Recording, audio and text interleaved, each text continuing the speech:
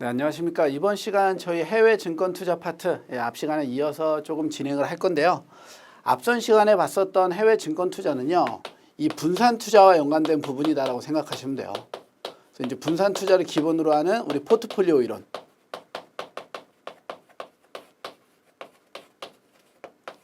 그러니까 이제 체계적 위험에 대한 보상의 개념을 얼마만큼 확실하게 이해하고 있는지, 그렇죠? 그리고 분산 투자를 위해서 국내 주식이나 국내 투자에 해외 증권 투자를 결합하면 어떤 식의 분산 투자 효과가 발생하는지, 이런 개념들을 전반적으로 얼마만큼 이해했는지를 보는 게 전반부 파트고, 이번 시간에 볼 부분들은요, 이제 증권의 발행과 유통, 그리고 이러한 포트폴리오의 운용에 대한 부분들을 볼 거예요. 그러니까 이제 증권의 발행과 유통이니까 당연히 주식과 채권의 발행과 유통을 같이 보겠죠. 그러니까 뭐 까다로운 부분들은 앞에서 포트폴리오 이론으로 거의 다 본 거고, 이 후반부 부분들은요, 다른 부분에 나오는 데랑 다 겹쳐요. 그러니까 뭐 겹치지 않는 게 한두 개 정도 있거든요. 그거 제외하고는 특히 이 운용과 관련된 부분들은요, 다른 파트에서 우리 성과평가라든가 주식 파트라든가 이런 데에서 계속 동일하게 겹치기 때문에요. 두 번 반복학습 되는 부분이고요. 이제 증권의 발행이나 유통 부분에서만 약간 정도의 차이점 정도 구분해 두시면 될 것 같아요. 아시겠죠? 예. 그래서 이제 어렵고 힘든 건 다 끝났다. 이번 시간은 좀 편안한 마음으로 문제를 하나하나 볼 수 있을 것 같아요. 예. 그럼 바로 8번 문제 한번 봐볼게요. 자, 다음 중 해외 주식 발행에 대한 이야기인데요. 우리 주식 발행이랑 채권 발행 이 두 가지에서 발행 부분만 조금 신경 쓰세요. 주식 발행에서 우리가 이제 신경 써야 되는 것들은 첫 번째로 뭐냐면 DR이라는 개념이에요. 우리가 이제 이 DR이라는 게 주식 예탁 증서라는 개념들인데요. 이 DR이 왜 필요한가 정도만 알아두면 이 DR에 대한 개념을 전체적으로 이해하는데 무리가 없어요. 자, DR이 왜 필요하냐면 통화의 차이 때문에 필요하다 정도로 이해하시면 돼요. 여기서 이제 통화라는 건 우리 예를 들면 원화와 달러와의 차이에서 오는 문제점들이에요. 자, 우리 예시로 삼성전자의 원주예요. 삼성전자의 최초에 상장했었던 원래 돌아가는 그 주식들은 어디에 한국에 상장돼서 원화로 거래를 되고 있어요. 맞죠? 근데 이 삼성전자가 미국 시장에다가 상장을 하고 싶다 이거예요. 그러면 여기 있는 원주를 그대로 가서 상장을 시켜버린다면 어떤 문제가 생기냐면 미국 시장에 참여하고 있는 미국 투자자들은요, 달러를 원화로 바꿔서 삼성전자 주식을 사고 그걸 만약에 매도한다면 받은 원화를 다시 달러로 환전하는 이러한 불편함을 겪어야 돼요. 그러니까 이 둘의 통화가 다르기 때문에 계속적으로 환차손이라든가 리스크의 이중으로 노출될 수밖에 없겠죠. 이런 부분들을 피하기 위해서 삼성전자가 미국 시장에 상장을 만약에 한다면 이 DR, 예탁증서 형태로 삼성전자의 원화를 증권 예탁증서로 맡기고 얘가 다시 얘를 달러로 변환시켜서 달러 변환 주식으로 만들어주는 거예요. 그래갖고 이제 여기에다가 상장을 하는 방식이 우리가 알고 있는 DR 상장이다라고 아시면 돼요. 됐죠? 그래서 이 DR 상장 방식에는요, 크게 이제 세 가지다. ADR, EDR, 그리고 GDR. 대충 느낌 오죠? 미국 이외에 미국과 또 다른 나라, 글로벌. 이렇게 이게 이 때문에 이제 유럽이다라고 착각할 수 있는데요. 미국이냐 미국이 아니냐로 구분을 하는 거예요. 아시겠죠? 그래서 이런 세 가지 형태의 DR을 갖고 있고, 또 이제 질문 베스트 1위 중에 하나예요. 우리 직상장. 이거에 대한 문의가 너무 많이 들어오는데요. 직상장은 뭐냐면 DR의 형태로 바꾸지 않고요, 바로 다이렉트로 그 나라 시장에다가 상장을 하는 거예요. 근데 우리 이 직상장의 이해는요, DR의 개념만 잡으면 실은 간단해요. DR 왜 필요하다고요? 통화의 차이. 원주가 어디에 있으니까? 원화로 상장한 한국에 있으니까. 그럼 직상장을 하려면, 미국에 바로 상장하려면 뭐만 없으면 돼요? 그렇죠? 다른 나라에 상장한 적이 없으면 다이렉트로 가서 미국에 직상장할 수 있는 거예요. 이해되시죠? 그러니까 우리 뭐 원주 상장이다, 직상장이다 이런 표현들을 쓰면은요, 이 기본적으로 갖고 있는 통화의 차이가 느껴지지 않으면, 통화의 차이가 없으면 직상장이 가능하다 이 소리예요. 우리 지금 뭐 온라인 그 소셜 커머스 업체 중에 하나가 미국에 직상장을 하죠. 얘가 국내에 상장을 안 했거든요. 그러니까 미국에 곧바로 직상장이 가능한 거예요. 만약에 국내에 상장을 한번 거쳤다면 DR 상장의 형태로 바뀌어져야 된다. 돼요? 네. 요 정도 개념까지 보시고 난 다음에 이제 8번 문제 보면은요. 8번 문제는 그리 어렵진 않아요. 자, 교재 잠깐만 보시면 교재 하단에 한 번만 체크하세요. 해외 주식 발행에 의해서 복수 상장, 상장 방식, DR 상장에서 3번에 DR 상장 나오죠. 해외 주식의 표시 통화를 거래소 국가 표시 통화로 전환시키는 거예요. 그리고 DR의 종류는 ADR, EDR, GDR 나와져 있고요. 5번에 DR의 발행 비용 부담은요. 이때는 스폰서를 받냐, 스폰서를 못 받냐 이건데요. 자, 스폰서 DR은요. 해당 기업이 상장되기를 원하여 발행 및 상장 비용을 부담하면 스폰서 DR이에요. 그러니까 내가 돈을 대고 상장했다 이렇게 이해하세요. 남이 돈을 대주는 게 아니라. 그러면 언스폰서는 내가 돈을 안 댔다 이거죠. 그러니까 누가 해외 증권사가 대주는 거예요. 우리나라에 좀 상장 좀 해줘 이렇게. 그러니까 보통 생각을 외국에서 돈을 대냐 안 대냐가 아니라 내가 돈을 내냐 안 되냐 이렇게 이해하시면 스폰서 DR과 언스폰서 DR 이 두 가지 구분하는 데는 크게 어려움은 없을 것 같아요. 됐죠? 그럼 8번 문제 한번 볼게요. 1번 외국 주식을 미국에 상장하면 ADR 맞는 얘기네요. 그렇죠?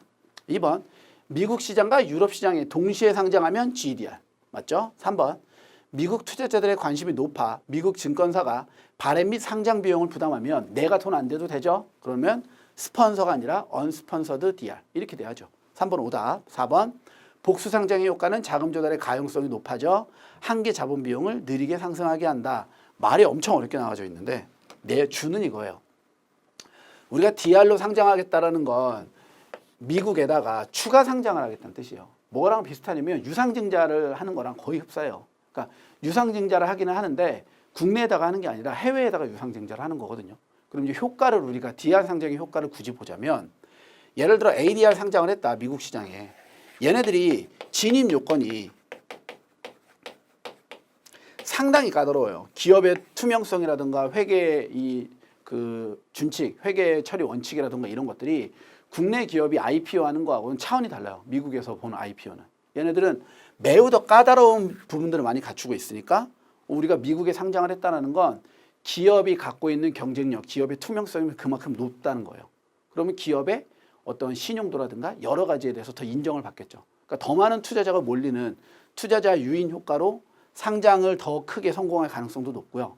유상증자들을 실행했을 때 그게 잘 될 가능성도 높고 회사에서 발행하는 채권의 신용 등급이 올라가서 발행 비용이 낮아질 수도 있어요. 그러니까 그런 모든 것들을 이렇게 바꿔놓은 거예요. 복수 상장의 효과는 이 복수 상장은 DR 상장을 의미하는 복수 상장이에요. 이렇게 한다면 자금 조달의 가용성이 높아졌다. 훨씬 더 쉽게 된다. 그리고 한계 자본 비용이라는 게 자본 비용은 무조건 대출을 받거나 돈 빌렸을 때 내야 되는 이자 비용과 같은 거예요. 그렇죠? 이런 비용들이 천천히 상승한다라는 건 우리가 초반에 그 대출을 받거나 했을 때 금리가 급격히 올라가지 않는다. 이런 내용들이 되겠죠. 그래서 DR의 상장 효과 정도로 이해하시면 될 것 같아요. 됐죠? 그래서 8번의 정답은 3번이 되겠습니다. 됐나요? 예. 요게 우리가 이제 제가 그 발행과 유통에서 발행 부분에 약간의 좀 차이가 있다라고 얘기했었잖아요. 그 차이 첫 번째예요. 주식. 이거 근데 채권에서도 똑같이 외국채냐 뭐 유로채냐 이거 구분하는 거 하나만 하면 그 다음부터는 어려운 부분들은 없어요. 아시겠죠? 네. 네, 계속해서 이제 9번 문제예요. 9번은 국제 채권 시장이네요. 채권도 이제 발행에 대한 내용을 봐볼까요? 채권의 발행인데요. 여기서 우리가 절대 혼동하면 안 되는 거. 지금 이 채권 국내에 발행하는 게 아니라 그렇죠? 해외 발행이에요. 해외 채권 발행이에요. 그래서 우리가 해외 채권 발행은 크게 두 가지로 나눠요. 외국채냐, 유로채냐. 자, 이건 그냥 사례를 갖다가 제가 쭉 설명을 해볼게요. 예를 들어서 우리 삼성전자가 채권을 찍을 거예요. 해외에서. 자, 이제 채권을 발행하는 국가가 미국이에요. 미국에서 채권을 발행하는데 삼성전자가 달러화 채권을 찍었다. 그러면 외국채가 되는 거고요. 뭐 예를 들어 뭐 엔화 채권을 찍었다. 그럼 유로채가 되는 거예요. 요 우리가 차이에서 핵심은 뭐가 되냐면 삼성전자는 아무 의미가 없어요. 아시겠죠? 누가 발행했는지 발행 국가는 발행한 기업의 그 해당 국가는 소속 국가는 아무 의미가 없고 뭐가 핵심이냐면 이 발행처 즉 발행 국가와 표시 통화예요. 요 두 가지가 같으면 외국채가 되고 얘가 같지 않으면 유로채가 되는 거예요. 아시겠죠? 삼성전자니 애플이니 뭐 현대자동차니 뭐 그 이런 거 막 쭉쭉 나오는데 얘네들은 전부 다 속임수예요. 문제에서 출제될 때는. 우리가 봐야 될 것들은요. 어디에서 발행했는지. 채권을 발행한 국가. 그리고 그 채권의 표시 통화를 뭘로 발행했는지. 이게 중요해요. 그럼 이제 예를 이어서 조금 더 봐볼까요? 우리 외국채는 그러면 발행처와 통화가 동일한 게 우리 외국채래요. 그럼 이거 마치 뭐랑 똑같아요? 뭐 예를 들어 테슬라라는 이 기업이 미국에서 채권 발행한 거랑 똑같은 거예요. 얘 원래 미국 기업이니까 얘가 미국에서 달러로 채권 발행하면 이게 외국채나 마찬가지죠. 근데 발행하는 애가 미국 기업이냐 한국 기업이냐만 달라지긴 하는데 맞죠? 그러니까 이런 거는 그 자국의 기업들이 자국에서 채권을 찍어내는 건 아까 얘기했던 해외 채권이 아니니까 외국채, 유로채 구분을 하지는 않아요. 맞죠? 하지만 다른 나라에 그러니까 제3국의 국가가 다른 나라에서 그 발행처와 표시통화가 다를 경우에는 해외 채권 발행이기 때문에 이때는 외국채를 보는 거예요. 아시겠죠? 그러니까 해외에 발행했다라는 기준 때문에 이런 기업들이 필요한 거고요. 얘가 존재하지 않는다면 기본적으로 표시통화, 발행처 이게 필요하다 이거예요. 자, 그럼 이제 계속 이어서 조금 더 볼게요. 그럼 이제 차이는 뭘로 보냐면 외국채는 마치 이거랑 똑같다고 그랬죠, 제가. 그죠? 그럼 얘는 뭐랑 똑같은 거예요? 지금 국가와 통화가 서로 다른 거예요. 그렇죠? 그럼 이게 우리가 이제 일반적으로 생각했을 때 해외 채권 발행하는 거랑 비슷해요. 그러면 과연 어느 부분에서 규제를 더 타이트하게 잡아야 되냐 이건데 얘 같은 경우에 이 삼성전자라는 아시아에 있는 어떤 기업이 세계 1류 기업이긴 하지만 이런 기업들이요. 미국 시장에 상장을 했을 때 모르는 사람이 있을 수도 있어요. 자국 기업들이 아니니까. 맞죠? 근데 얘가 달러로 미국에서 찍어버리면 사람들은 어떻게 판단할 수 있냐면 우리나라 기업이 우리나라에서 찍어낸 거네? 이렇게 생각할 수 있는 거예요. 미국인들 입장에서는. 맞죠? 그러면 훨씬 더 이 채권을 바라볼 때 이거 좀 안전한 것 같아 라는 생각이 들 수밖에 없겠죠. 맞죠? 반면에 여기는 통화가 달라요. 미국에서 발행을 했는데 통화가 엔화예요. 이건 우리나라 기업이 아닌가 보네. 다른 나라가 찍었나 보다. 야, 좀 꼼꼼히 봐봐. 그 뭐 하는 회사인지. 이렇게 들어가겠죠. 이게 기본적으로 제가 이해를 돕기 위한 설명드리니까 그냥 편하게 들으세요. 예. 그렇게 놓고 보면은 외국채 같은 경우에는 혼란이 생길 수 있으니까 규제 당국에서 미국의 이제 뭐 채권 발행국이나 이런 국가 그런 곳에서 뭐 하겠어요? 당연히 규제를 높여야겠죠.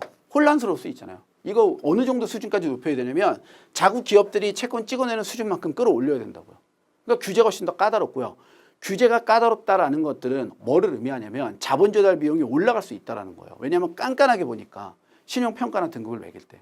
반면에 얘 같은 경우에는 유로채는 누가 봐도 해외에서 발행한 채권들이니까 넌 편하게 어차피 사람들이 다 보기도 할 거고 국내 통화로 발행된 것도 아니니까 우리는 상관없어. 이렇게 바라볼 수 있다는 거예요. 그래서 외국채가 규제가 많고요. 훨씬 더 발행하기 까다롭고 그러다가 보니까 자본 조달 비용이 올라가는 게 일반적이에요. 유로채는 반면에 발행이 조금 쉬운 편이고요. 유연해요. 그러다 보니까 발행 비용이 낮아요. 그래서 대부분의 기업들이 해외 채권을 발행할 때는 유로채 형태로 발행한다 이거예요. 돼요? 근데 이제 이런 문제들이 생기니까 외국채만 고집을 했던 국가들에서도 그 해외에서 채권을 찍어내면 찍어낼수록요. 그 기업의 그 국가에 혜택들이 되죠. 세금도 내고 이러니까. 맞죠? 그러니까 이제 그 유인책을 위해서 외국채들도 점점 규제를 낮추고 있는 추세이다로 연결을 해서 이해를 하셔야 돼요. 돼요? 네, 외국채와 유로채에 대한 기본이요. 첫 번째로 포인트는 이거 반드시 잡아야 돼요. 표시통화와 발행 국가 서로 같으면 외국채, 다르면 유로채. 그리고 얘네들 같아서 자국의 채권과 혼란스럽게 혼동할 수 있으니까 높은 수준의 규제를 가져간다. 유로채는 어차피 다르니까 통화 표시도 다르고 그러니까 조금 더 규제를 낮춘다. 이렇게까지 연결선상에서 이해를 하세요. 돼요? 네. 그럼 교재로 조금 더 들어오세요. 9번 문제 하단에 국제채권시장. 자, 양가로 1번에 국제채권시장에 1번에 외국채, 2번에 유로채예요. 외국채는요. 채권 표시 통화와 본국에서 발행하는 채권으로 발행지 국가의 규제로 차입 비용이 증가된다 나와져 있고요. 유로채는요. 채권 표시 통화 본국 이외의 국가에서 발행하는 채권으로 규제가 적어 외국채보다 선호한다. 됐죠? 그다음에 양가로 2번에 참가자 따라 한번 보셔도 될 것 같고요. 양가로 3번에 유로채 발행시장과 유통시장 나와져 있으니까요. 거기도 눈으로만 한번 쭉 읽어보시면 될 것 같아요. 됐죠? 그럼 9번 문제 한번 볼까요? 다음 중 국제 채권 시장에 대한 설명으로 올바르지 못한 것은 1번 외국채는 발행지 국가의 규제로 차입 비용이 높은 것이 보통이다. 맞는 얘기죠. 2번 유로채는 주로 공모 방식으로 발행되지만 최근 사모 방식 발행이 증가하는 추세이다. 이것도 맞는 얘기예요. 3번 실제로 발행되지 않은 채권을 사전에 판매하는 시장을 우리 그레이 마켓이라고요. 회색 시장이라고 하며 이는 시장의 반응을 알아볼 수 있는 기회가 된다. 그러니까 발행하기 전에 야 내가 이거 찍어낼 예정인데 이거 어떻게 살 거니? 이렇게 물어보는 거예요. 많이 산다고 하면 그래 그러면 한번 발행해보자 이렇게 가는 거죠. 채권이라는 거는요. 실제로 발행할 때 발행 비용들이라던가 이런 것들이 꽤나 많이 들어요. 자본 조달 비용도 마찬가지고. 그렇죠? 계속 4번 유로채 발행이 외국채보다 압도적으로 많기 때문에 신용평가가 필수적으로 선행된다. 여기는 맞아요. 유로채 발행이요. 외국채 발행보다 압도적으로 많지만 아까 뭐라 그랬어요? 규제가 높지 않다고 그랬죠. 그러니까 신용평가가 필수적으로 선행되지 않아요. 유로채는. 그러니까 자본 조달 비용이 낮아지는 거예요. 그럼 반대로 말하면 외국채는 그렇죠. 신용평가가 필수적으로 필요해요. 그러다 보니까 규제가 높고 발행 비용이 올라간다. 이렇게 연결하셔야 돼요. 아시겠죠? 네, 그래서 9번의 정답은 4번이 되겠습니다. 여기까지 이제 정리를 해두면 조금 까다로운 부분들은 거의 다 정리되고요. 나머지는 이제 지문 안에서 하나하나만 포인트로만 잡아갈 거예요. 아시겠죠? 네. 네, 계속해서 이어서 10번 문제. 10번 문제도 이제 외국채와 유로채에 대한 얘기. 머릿속에 규제가 많다, 적다 이거를 우리 기본 개념으로 놓고 제가 아무 설명을 하지 않은 상태에서요. 한번 풀어볼게요. 그리고 설명을 드릴게요. 아시겠죠? 문제를 이렇게 접근하는 거예요. 자, 외국채와 유로채에 대한 설명으로 올바르지 않은 거. 1번, 달러와 채권은 미국 이외 국가에서 발행하면. 그렇죠? 달러와 채권의 표시통화.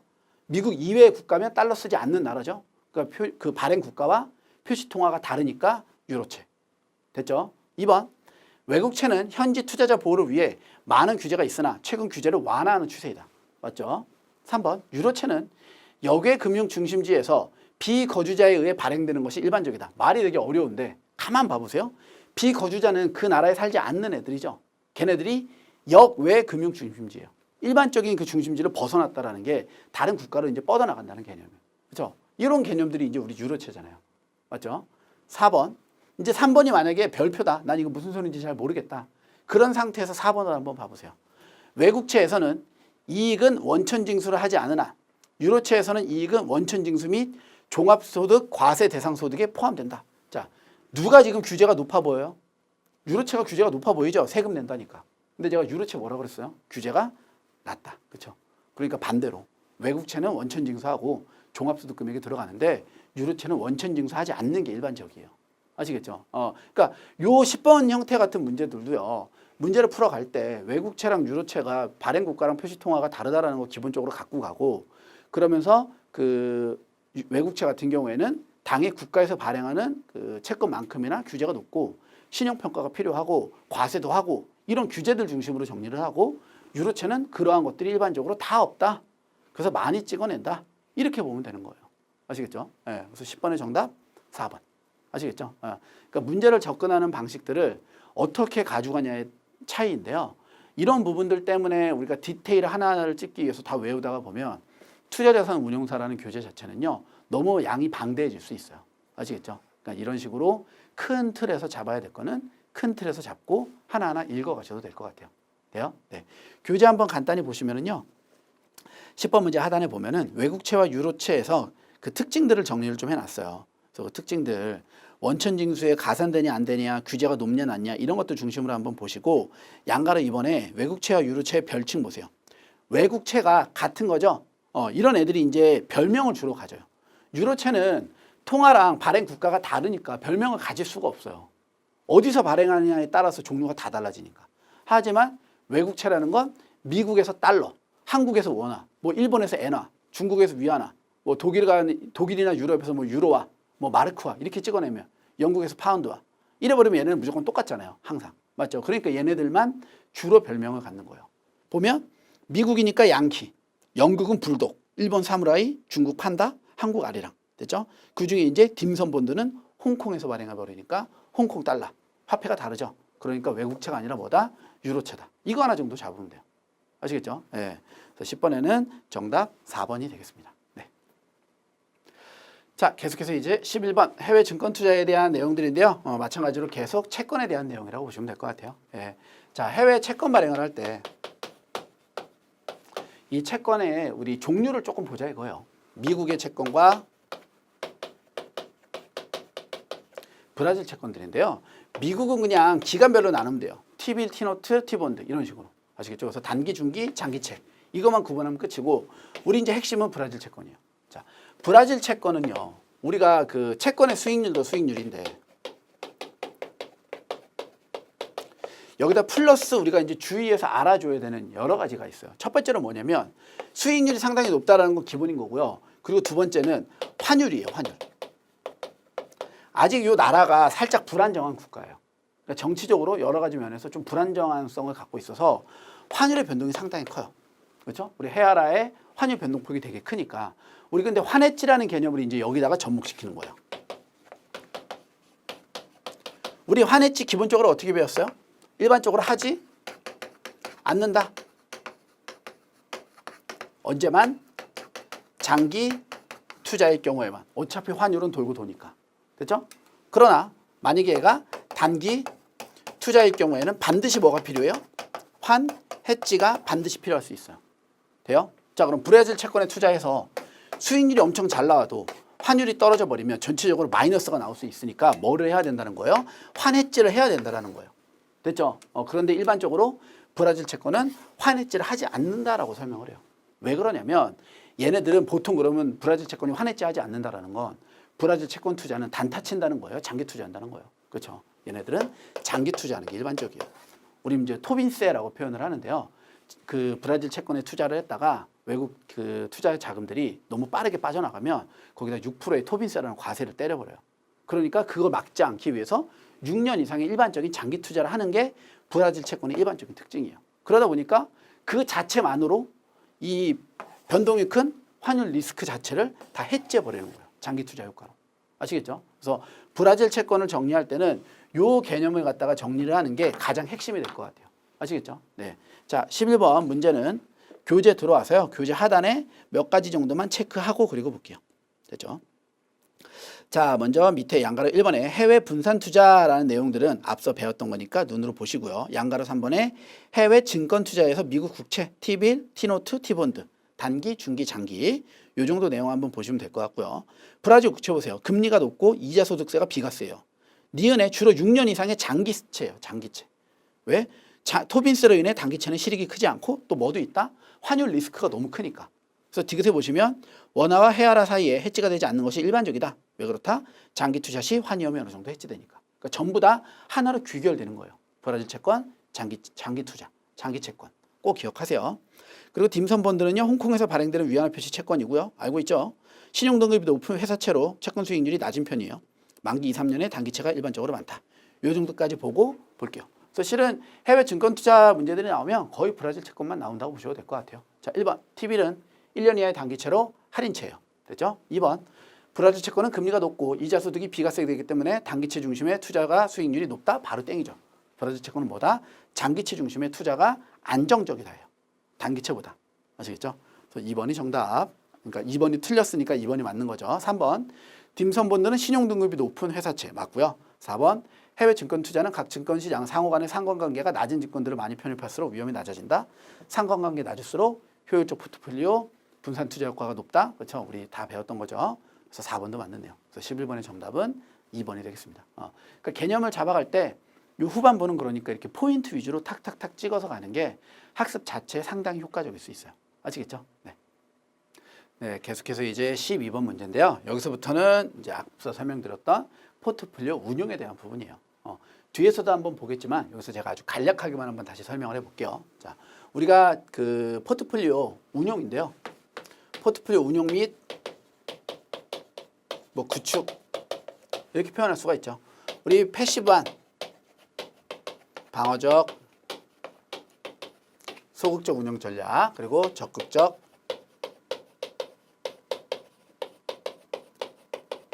공격적 운영 전략. 핵심은 패시브한 전략의 핵심은요. 매매하지 않겠다. 얘는 매매하겠다요. 그럼 매매를 하고 왜 안 하고 이런 차이가 왜 나오냐면 매매하지 않는 이유는요. 어차피 시장은 효율적이니까.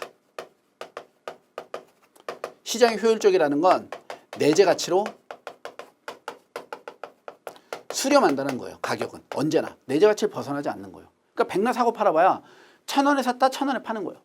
1,000원에 팔았다 1,000원에 사는 거예요. 그러니까 괜히 사고 팔아봐야 뭐만 나간다? 그렇죠?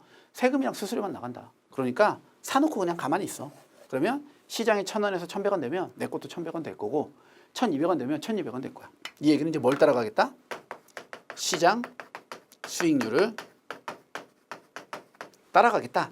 이러한 전략들이 방어적, 패시브 전략의 가장 기본이에요. 시장을 효율적으로 보고 매매하지 않는 거고. 그러니까 이제 이런 전략을 우린 그렇죠, 인덱스 전략으로 표현해요. 지수에다가 투자해서 시장을 그대로 따라가겠다. 됐죠? 반면에 액티브한 전략은 매매를 하겠다라는 건 시장은 어떻다? 여전히 비효율적이다요. 시장이 비효율적이라는 건 가격에 괴리가 발생한다는 거예요. 가격이 괴리가 발생하는 이유는 투자자의 심리, 비이성적 태도 때문에 그렇다 이거예요. 수요와 공급에 의해서 가격에 괴리가 생겨버리면 그 괴리에서 저평가면서 고평가 매도인 뭐 역투자 전략이나 가치 투자를 이용해서 우리는 초과 수익을 계속적으로 노리겠다 이거죠. 초과 수익을. 요게 액티브 전략의 기본이에요. 아시겠죠? 그래서 뭐 예측하고 매매하고 이런 것들이 나오면 보통 다 액티브한 전략들이고 우리는 아무것도 하지 않고 그냥 가만히 있을 거야. 나는 사고 시장을 기다릴 거야 하면 그게 패시브 전략이 돼요. 그렇죠? 이러한 전략에 대한 내용을 물어보는 게 이 12번에서 해외 투자 포트폴리오 구축과 운영에 대한 부분들이에요. 뒤에서도 나올 거고요. 계속 나올 거예요. 그러니까 한 번 정도만 어떤 내용을 언급하는지 한번 보시면 될 것 같아요. 됐죠? 자, 12번. 다음 중 해외 투자 포트폴리오 구축에 대한 설명으로 올바르지 못한 것을 고르시오. 1번. 공격적 투자 전략. 예요, 액티브. 가격 예측에 따른 포트폴리오의 구성 비중을 결정하는 자산 배분이 가장 중요한 의사결정 사항이 된다. 그렇죠? 가격을 예측해서 포트폴리오 구성을 계속 바꾸는 거예요. 사고 팔면서. 그렇죠? 2번. 공격적 투자 전략은 예측 및 전망을 사용하여 초과 수익을 추구하여 하며 이는 시장이 비효율적이라는 증거이다. 그렇죠? 시장이 비효율적이면 가격에 괴리가 생겨서 사고 팔아서 초과 수익을 내겠다. 이것도 맞는 얘기네요. 3번. 방어적 투자 전략, 패시브한 전략은요. 벤치마크를 완벽히 모방하더라도 벤치마크보다 낮은 수익률을 보이는 이유는 종목 선택이 실패했기 때문이다. 땡이죠. 우리 패시브 전략에서는 뭐를 안 해요? 종목 선택 자체를 하지 않는다고요. 견뎌야죠. 근데 여기까지는 또 맞아요. 벤치마크보다 수익률이 낮아요. 아까 근데 얘기는 했죠. 우리가 일단은 패시브 하면 얘가 이제 벤치마크를 삼았다고 볼게요. 이게 주식이에요. 주식 포트폴리오예요. 그러니까 인덱스를 코스피 200으로 따라가요. 그 코스피 200이랑 똑같이 만들어서 따라가도 무조건 내가 짠 포트폴리오가 얘보다는 수익률이 낮을 수밖에 없어요. 그 이유는 뭐예요? 일단 사고 팔아야 되잖아요. 그러니까 거래 비용 한번 내야 되고 세금 한번 내야죠. 그러니까 그런 것들 때문에 절대적으로 벤치마크를 아무리 완벽하게 추종해도 벤치마크보다 낮아질 수밖에 없는 거예요. 아시겠죠? 그래서 3번이 틀린 이유는 낮은 수익률이 틀린 게 아니라 종목 선택에 실패했기 때문이다가 틀린 거예요. 이걸 옳게 바꾸려면 종목 선택의 실패가 아니라 세금과 거래 비용 때문이다로 바꾸면 3번도 옳은 지문이 돼요. 아시겠죠? 네. 그래서 4번 일반적으로 국내 투자에서는 적극적인 투자 전략이 소극적 투자 전략보다 나은 결과를 가져오는 경우가 거의 없다요. 최근 들어서는 패시브 운용이 액티브 운용보다 훨씬 더 효과적이고 더 좋은 성과를 낸다. 이 정도 내용이 되겠네요. 그래서 12번의 정답은 3번이 되겠습니다. 액티브랑 패시브 자체를 이해할 때도요. 지금 제가 아주 간단하게만 설명했는데 이 틀 안에서 대부분을 다 잡을 수가 있을 거예요. 아시겠죠? 네. 네, 계속해서 13번 해외 포트폴리오 자산 배분에 대한 설명. 요거는 이제 우리가 그 해외 주식 포트폴리오를 짰을 때 접근 방식에 대한 차이라고 보시면 될 것 같아요. 상향식과 하향식에 대한 이야기인데요. 상향식은요. 이렇게 올라가니까 상향식이에요. 그렇죠? 바닥에서 위로 올라가니까 업. 됐죠? 하향식은 위에서 밑으로 바라보니까 하향식이에요. 탑에서 다운, 탑다운 방식. 이렇게 보는 거죠. 자, 그럼 제가 이제 이렇게 그려놓으면 구간 하나, 둘, 세 개의 구간을 만들어 놓고요. 여기가 바닥이 뭐냐면요. 얘가 가장 그 작은 부분들이에요. 뭐 예를 들어서 이거를 우리가 해외 투자라고 지금 해외 투자 파트니까 이렇게 바라본다면요. 여기 있는 건 개별 산업이 될 수 있고요. 여기에 들어가 있는 건 뭐 그 산업별 내용들이 될 수 있고요. 여기에 들어가 있는 건 이제 국가의 내용들이 될 수 있어요. 국가 전반에. 그렇죠? 이거는 이제 더 크게 보면은요. 여기가 세계 경제 지표가 되고요. 여기가 그 대륙별 섹터가 되고 얘가 국가별이 될 수도 있어요. 그러니까 이제 국내로 바라보면 이렇게, 세계로 바라보면 이렇게 보는 거예요. 예를 들면은 아시겠죠? 그럼 이제 상향식 방식이라는 건 바닥에 시작해서 위로 올라가는 건데요. 보통 여기는 뭐가 핵심이냐면 시작이 중요해요. 그러니까 상향식 방식은 바닥을 중요시하게 보겠다는 거예요. 그러니까 지금 우리나라의 국내의 증시가 어떤지, 세계 경제 흐름이 어떤지 나는 상관없고, 국내에 투자할 거라면 유망한 저평가된 개별 기업을 고르면 땡큐고, 그렇죠? 좋은 거고, 해외 투자할 거면 성장성이 높은 국가에다가 투자한다면 나는 무조건 이익을 볼 거야라고 바라보는 게 상향식이 돼요. 하향식은 그 반대예요. 아무리 개별 기업이 좋더라도 내가 국내에 투자할 거라면 국가 전체의 흐름들, 코스피 지수 전체가 어떻게 가는지, 그 거시경제적인 지표들이 어떠한 방향을 보이고 있는지를 먼저 보고 나중에 개별 사람은 아무거나 골라도 얘가 오르면 너도 오를 거야. 이렇게 보는 게 하향식이에요. 여기도 마찬가지죠. 세계 경제가 지금 호황에 접어들었는지 불황에 접어드는지를 보고 나서 국가는 어떤 국가를 골라도 우리는 어차피 올라갈 거다라고 보는 게 하향식이 되겠죠. 아시겠죠? 그래서 하향식이 거꾸로 큰 그림을 보는 거고요. 상향식이 작은 부분을 보는 거예요. 나무를 본다, 숲을 본다. 이렇게 생각하시면 돼요. 그러니까 생각을 반대로 가지고 가세요. 시작점이 언제나 중요한 거예요. 아시겠죠? 예. 그래서 지금 13번 문제 한번 볼 건데요. 다음 중 해외 포트폴리오 자산 배분에 대한 설명으로 올바르지 못한 것을 고르시오. 1번. 환율, 물가 등 변화를 분석하고 예측하여 투자 비중을 결정하는 방식을 하향식 접근법이라고 한다. 환율이나 물가 같은 경우에는 조금 큰 개념들이죠. 그러니까 여기부터 보니까 하향식 접근법이 되겠죠. 됐죠? 2번. 세계 경제를 완전히 통합되지 않았다고 보는 경우 하향식 접근법의 사용이 바람직하다. 자, 이건 이제 보기 2번 우리가 충분히 생각해 봐야 되는데, 세계 경제가 통합되지 않았대요. 그럼 아직 그 동조화 현상이나 커플링 현상이 나타나지 않았으니까 국가와 국가의 주식을 섞는다면 분산 투자 효과가 발생하겠죠. 맞죠? 그럼 이제 분산 투자 효과가 발생한다고 바라보면 하향식 접근법 사용이 바람직하다라는 건 개별 국가 볼 게 아니라 시장 전체가 올라갈지 떨어질 것지 보는 게 너무 중요하다는 거예요. 왜? 뭘 갖다 섞어도 이 하향식으로 바라봐서 경기 전체가 좋아지면 우리의 수익률은 계속 올라갈 거니까요. 아시겠죠? 그래서 2번도 맞는 내용이에요. 3번. 거시경제의 괴리를 초과 수익의 기회로 보는 것은 상향식 접근법이다. 거시경제의 괴리라는 건 시장 전체의 차이인데요. 상향식은 뭐부터 봐요? 거시경제가 아니라 오히려 미시경제로 보는 거예요. 디테일을 보는 거예요. 개별 기업들을 보는 거예요. 그러니까 3번이 틀린 거죠. 4번. 산업 및 기업 분석을 중요시하는 접근 방식에서는 세계 경제를 통합화되었다고 인식한다. 그러니까 세계 경제는 아무 의미가 없고 우리 뭐가 핵심이다? 여기 내가 똘똘한 그 개별 기업을 잘 고르는 게 좋다 이 소리예요. 아시겠죠? 예. 이제 이걸 다시 지금 보기 2번하고 4번을 갖고 조금만 더 설명을 드려볼게요. 우리 경제 통합화에 대한 부분들이 상향식과 하향식으로 이제 연결되어질 건데요. 자, 세계 경제가 통합화되었다고 바라보면은요, 요 분석이에요. 세계 경제 글로벌 분석 자체가 무의미하다는 거예요. 어차피 어디에 투자도 똑같이 갈 거니까. 이해되시죠? 그러니까 우리는 글로벌한 관점으로 바라보지 않을 거고, 여기 개별 종목이나 개별 국가들 중에 똘똘한 놈만 찾아서 우리는 수익을 낼 거야. 이렇게 보는 거예요. 그러니까 통합화됐다고 보면 상향식이 좋은 거죠. 반대로 통합화되지 않았다면 개별 종목에 들어가는 것보다는 전 세계적인 흐름을 보고, 그렇죠? 국가별 비중만 밸런스만 잘 잡으면 분산 투자 효과가 잘 나타날 거다 이 소리예요. 그러니까 통합화되지 않았다면 하향식 방식이 더 적합한 방식이 되는 거예요. 아시겠죠? 그래서 왜 통합화로 상향식과 하향식을 연결하는지까지도 한번 정리를 하세요. 최근 들어서는 이제 요 부분들이 중요해요. 여기 아시겠죠? 요거 요 부분들이 시험 문제에 언급이 되는 부분들이니까 탑다운 방식에서 뭐 거시경제 지표를 보니 이거는 기본적인 거고, 이건 그리고 아마 그 거시경제 파트에서 또 나올 거예요. 그렇죠? 거기서 한 번 더 볼 건데, 요 파트에서 출제가 되면 그 거시경제에서 바라보는 바텀업이나 탑다운 방식이 아닌 통합화와 연결된 부분들을 중점으로 봐야 돼요. 그게 이제 포인트의 차이예요. 똑같은 게 왜 두 번 나오지? 라고 생각하지 말고 통합화란 관점에서 다시 한번 접근해 보는 거죠. 됐나요? 네. 그래서 13번의 정답은 아까 3번이었죠. 네, 3번이 오답이 되겠습니다. 네. 네, 계속해서 이제 14번 볼까요? 네, 14번. 주식 파생 상품을 이용한 해외 증권 투자에 대한 설명으로 올바르지 못한 것은. 자, 이제 해외 투자를 할 건데 뭐를 할 거냐면 주식을 이용하는 게 아니라 주식 파생을 쓰겠대요.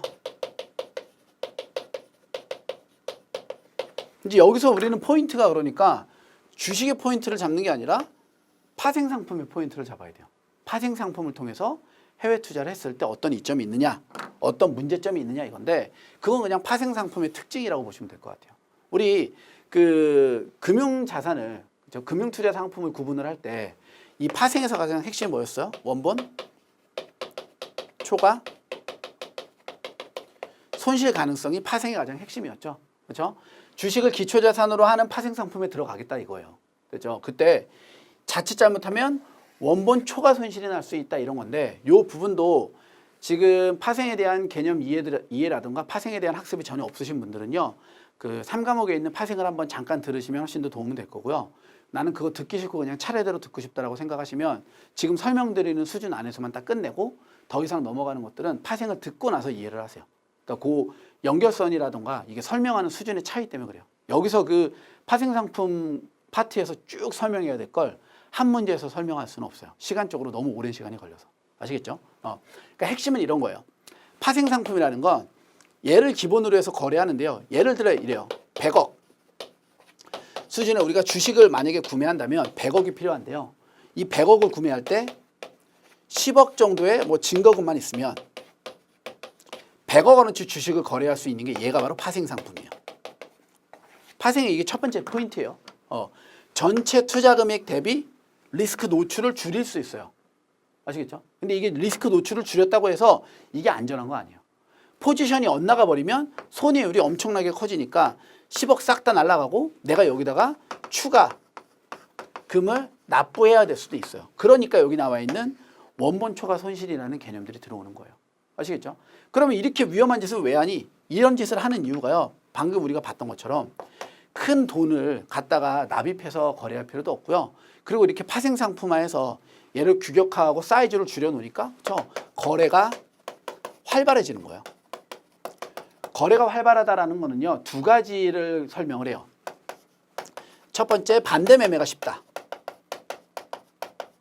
그러니까 만약에 매수했다면 매도하기 편한 거고요. 매도했다면 매수하기 편한 거예요. 그렇죠? 그 다음에 두 번째는 유동성이 확보하기 훨씬 더 쉽다는 거예요. 일반적인 주식보다. 사이즈가 작은데 그만큼 포지션을 만들어내니까. 그렇죠? 그래서 이런 부분들이 우리 파생 상품의 특징들과 주의점 정도로만 보시면 될 것 같아요. 됐죠? 그래서 요 14번 문제는 요만큼만 딱 듣고 나서 그리고 바로 한번 보세요. 아시겠죠? 네. 자, 14번. 주식 파생을 이용한 해외 증권 투자에 대한 설명으로 올바르지 못한 것은 1번. 주식 파생은 현물 시장보다 유동성이 훨씬 높아요. 그러니까 낮은 거래 비용으로 포지션 변경도 가능하겠죠. 100억을 다 사는 게 아니라 10억만 사면 되니까 수수료나 거래 비용도 10분의 1밖에 안 될 거 아니에요. 됐죠? 네. 2번. 투자 대상국 주가지수에 대한 선물 시장이 개설될 경우에 그러니까 선물 시장이 있다면 주가지수 선물 매입은 지수 투자와 동일한 효과를 낼 수 있다. 그렇죠? 100억만큼 거래하는데 파생에 들어가면 똑같아지니까. 지금 이제 말이 요 보기에 보면 요 파생을요. 주식 선물이다. 옵션이다. 뭐 지수다. 이런 얘기들 나오는데 선물하고 옵션 전부 다 그냥 파생이다라고 설명해서 머릿속에 한 번에 넣으세요. 아시겠죠? 네. 3번이에요. 주식 파생 상품의 투자는 초기 투하 자본이 적기 때문에 초기 투하 자본이 적어요. 증거금 10분의 1 정도 내면 되니까 상대적 위험도가 적은 편이다. 돈을 적게 낸다고 안전하다고는 하지 않았어요. 뭐가 있을 수 있으니까 원본 초과 손실이 발생하니까 리스크는 오히려 훨씬 더 올라가는 거예요. 내가 노출한 리스크는 10억인데 내가 감당해야 되는 리스크는 얼마예요? 100억이 될 수도 있는 거예요. 아시겠죠? 그러니까 레버리지 효과가 매우 커요. 파생은. 3번은 오답이에요. 그래서 4번. 주가지수 선물의 매입과 나머지 투자 자금의 정기예금 투자 비중 조절로 포트폴리오 보험과 같은 투자 전략도 구사할 수 있다. 자, 파생 상품의 또 다른 특징 중에 하나가 해지가 가능하다라는 거. 알아두세요. 지금 보기 4번에서 이야기하는 게 포트폴리오 보험이라는 게 보험 가입한 것처럼 어떤 변화가 생겼을 때 내가 그거를 피할 수 있다. 이런 소리가 되는 거예요. 돼요? 네. 그래서 14번의 정답은요. 3번이 되겠습니다. 이 문제 풀 때는 다시 한번 강조하지만 파생 상품의 그냥 기본 개념 요 정도까지만 딱 접근을 하고 문제를 푸세요. 교재 한번 보시면은요. 14번 문제 하단에 주식 파생 상품의 활용이라고 나와져 있거든요. 그래서 이제 파생 상품을 사용했을 때 우리가 얻을 수 있는 혜택들이라던가 주의할 점들이 정리되어 있으니까 그 내용들 한 번 정도만 읽어보시면 되겠네요. 됐죠? 네. 네, 계속해서 15번 해외 투자 환위험 관리 한번 했어요. 환위험 관리. 그렇죠? 우리 환위험 관리 일반적으로 장기 투자 시 환해지 하지 않는 게 일반적이고 국제 투자 펀드들 같은 경우에는 그렇죠? 환위험을 환율 변동을 리스크로 보지 않고 수익의 기회로 보기도 한다. 그러면서 만약에 우리가 단기 투자라던가 필요한 경우에는 부분 해지 정도 하는 게 일반적이고, 그렇죠? 해당 기업의 주가와 통화의 의미상관관계를 이용하는 게 내재적 해지이고, 이런 내용들 앞서서 다 배웠던 거예요. 롤링 해지는 먼 기간들을 계속 잘라갖고 해지하는 게 롤링 해지고, 돼요? 네. 그러면 15번 문제는 바로 한번 봐볼게요. 해외 투자의 환위험 관리에 대한 설명으로 올바르지 못한 것.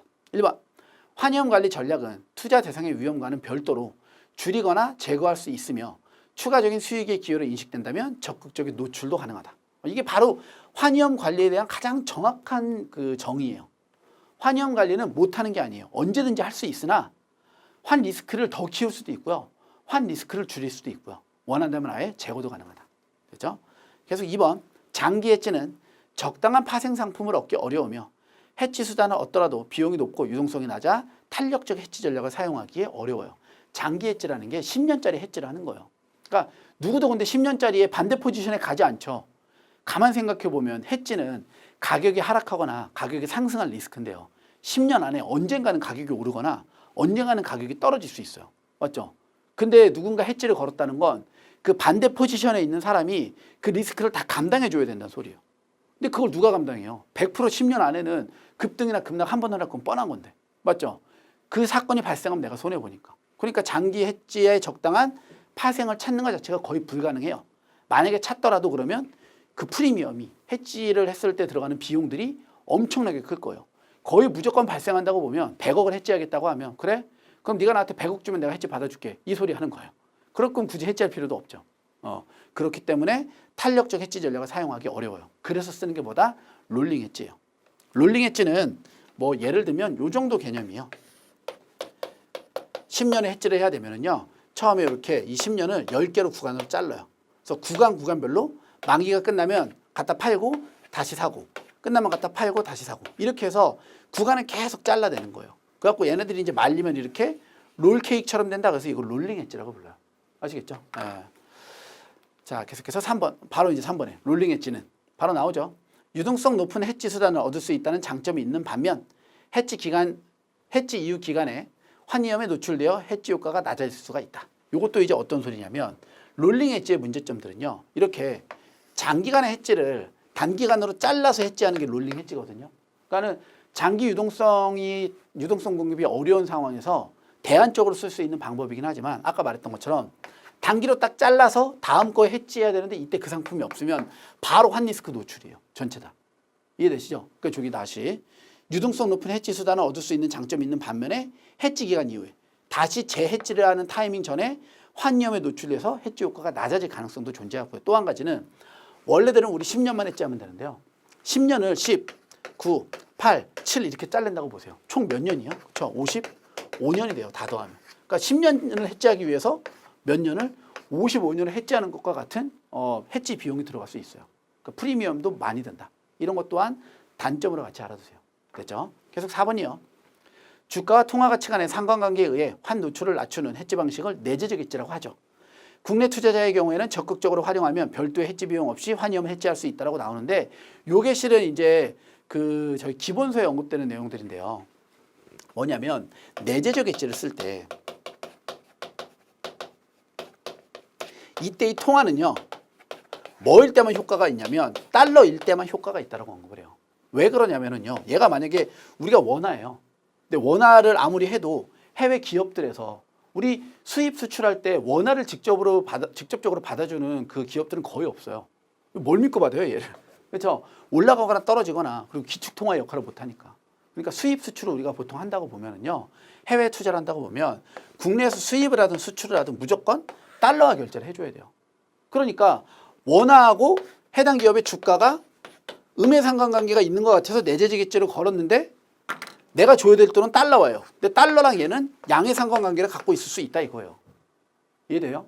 그러니까 내가 백날 원화 기업들이 내재적 해지를 해봐야 달러로 바꾸는 순간 내재적 해지 효과가 사라져 버릴 수 있으니까 국내 기업 같은 경우에는 국내 투자자 같은 경우에는 내재적 해지를 사용해봐야 효과가 없을 수도 있다 이거예요. 아시겠죠? 그래서 내재적 해지라는 게 보통 해외 수입 수출할 때 해외 기업과 국내 통화 이거에 이제 역의 음의 상관관계를 이용을 해서 보통 해지하는 방식들인데요. 기축 통화인 달러가 아니면 그 해지 효과가 떨어지는 게 보통이에요. 그래서 만약에 내재적 해지를 할 거면 달러로 바꿔서 달러 형태로 내재적 해지를 하는 게 보통인데 그러면 어차피 또 달러로 바꿀 때 환 위험에 노출되니까 이중 위험에 노출되죠. 그러니까 내재적 해지가 크게 의미 없을 수 있다. 이게 맞는 얘기예요. 아시겠죠? 네, 그래서 15번에는 4번이 오답이 되겠습니다. 됐나요? 네. 여기까지 하면 저희가 핵심 포인트에서 문제 이제 다 정리 끝난 거예요. 됐죠? 네. 핵심 포인트 해설에서는요.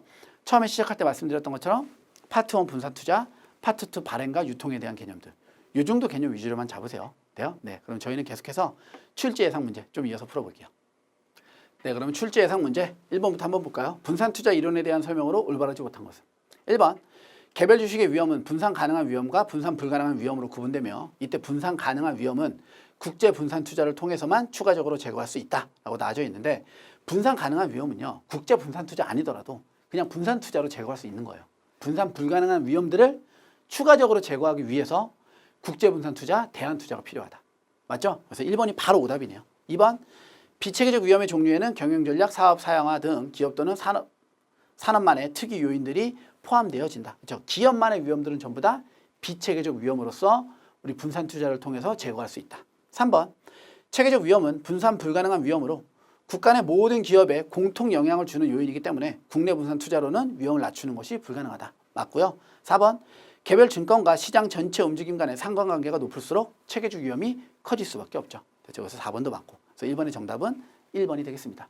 분산 투자에 대한 개념이니까 한 번 정도 같이 보세요. 네. 계속해서 4번이요. 다음 빈칸에 들어갈 말로 가장 올바른 것은? 자, 상관관계 추정 시 환위험을 해지한 것과 해지하지 않은 경우 상관관계의 차이가 없다는 것은 장기적 국제분산 투자에서는 환위험 비중이 크다 작다? 거의 작다는 거예요. 그렇죠? 그러나 단기적 투자에서는 환위험에 대한 효과가 매우 크게 나타날 수가 있다. 자, 그래서 2번에 있는 작다와 크다로 보시면 되겠네요. 그래서 이제 환해지를 장기 투자하면 환해지 할 필요가 없고 단기 투자하면 부분해지를 하거나 환해지를 해야 된다. 이 내용을 이렇게 정리한 문제니까요. 이것도 한 번 정도는 보세요. 계속 7번이요.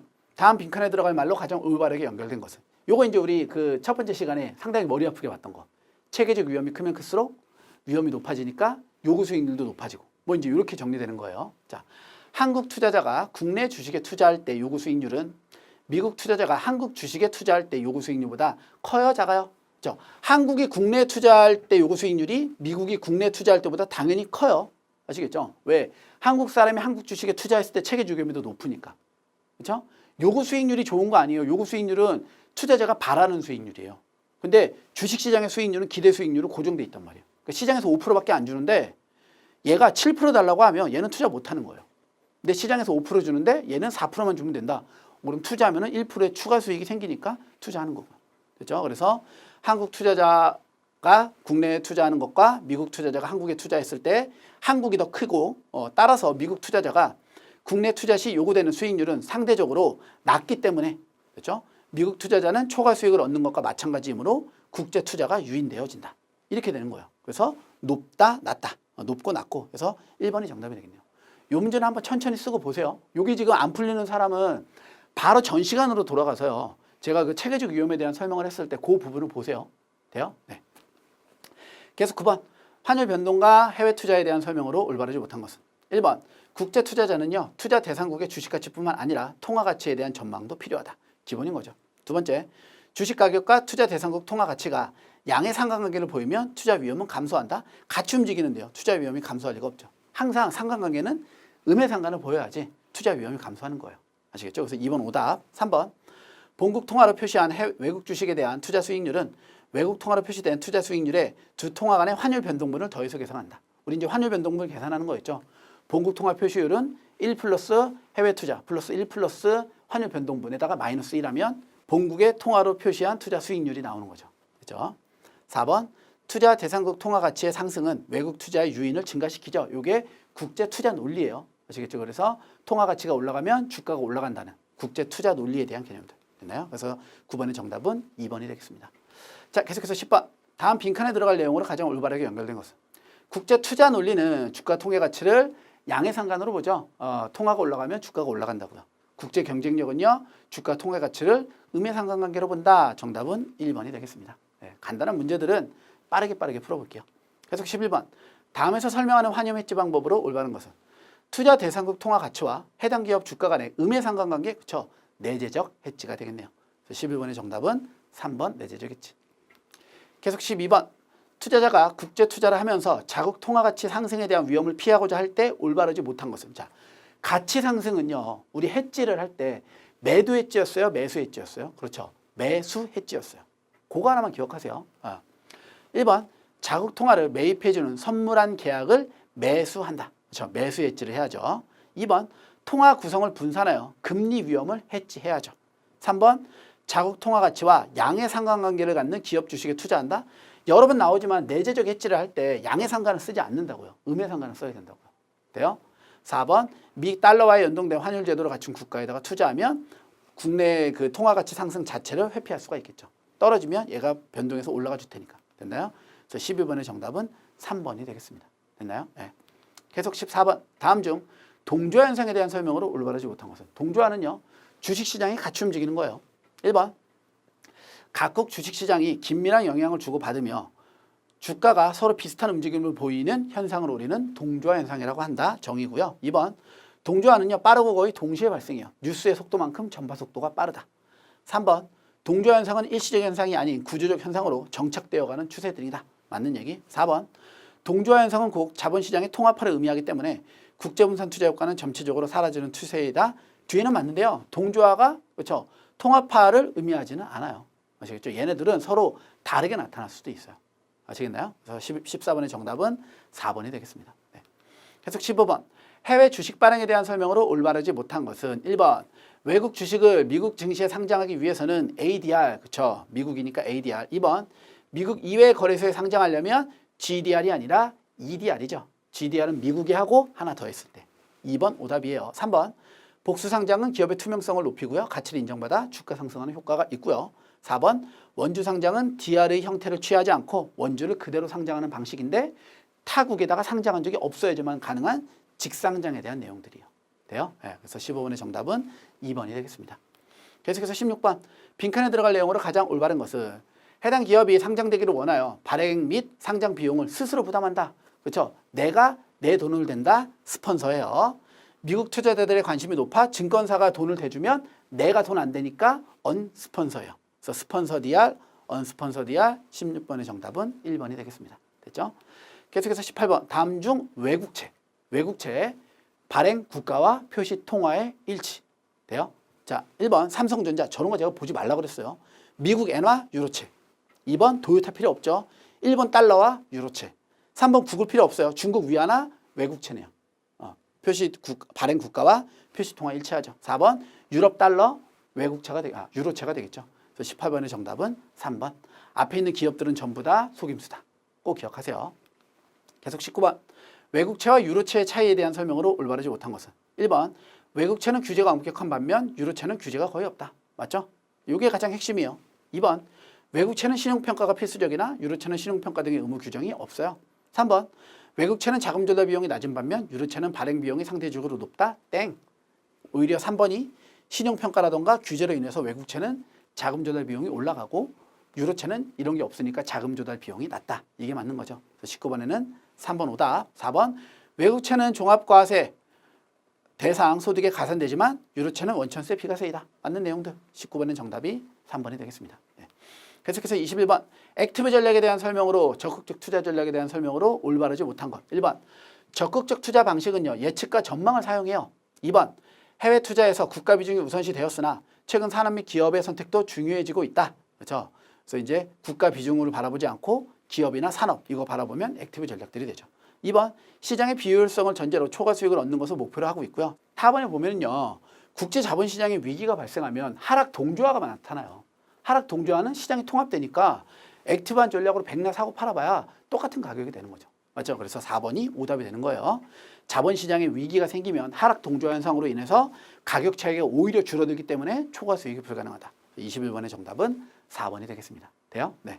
계속해서 22번 패시브 전략, 소극적 전략에 대한 설명으로 올바르지 못한 것은 1번 주관적 판단과 예측을 회피하며 주로 시장을 따라가는 전략을 추구하는 게 보통 있고요. 2번 벤치마크와 격차를 최소화하는 전략이 그 패시브 전략의 핵심이에요. 3번 해외 투자 시 매우 효율적 전략일 수 있으나 국내 투자 시 효율성이 떨어질 수 있다. 땡. 국내에서도 소극적 전략, 패시브 전략이 매우 효과적일 수 있다. 4번 목표 수익률은 벤치마크 수익률을 설정하며 시장을 효율적으로 바라본다. 다 맞죠? 그래서 22번의 정답은 3번이 되겠습니다. 네, 그럼 이제 여기까지 이렇게 풀면은요, 저희가 이제 해외 증권 투자까지 한번 풀어본 거예요. 출제 예상 문제들을 제가 조금 빠른 스피드로 한번 풀어봤는데 빠르게 푼 이유들은 포인트를 빨리빨리 잡아내셔야 돼서 그래요. 여기는 단답형으로 나오는 부분들이 줄을 이루기 때문에요. 머리 아프고 길게 끌고 가면 할수록 어려운 거고 제가 푸는 속도랑 거의 흡사한 정도로 안 풀리면 아직 앞에 있는 그 핵심적인 포인트가 잘 안 잡힌 거예요. 아시겠죠? 그래서 학습을 하실 때도 이 파트는 조금 빠르게 팍팍 찍어내는 느낌으로, 그러니까 키워드 중심으로 찍어낸다는 생각으로요. 이런 문구가 들어가면 오답 이렇게 팍팍 찍어내세요. 아시겠죠? 네. 여기까지 해서 저희가 해외 증권 투자 파트까지 마무리하고요. 다음 시간에 주식 이제 운용에 대한 부분에서 찾아뵙도록 하겠습니다. 수고 많으셨습니다.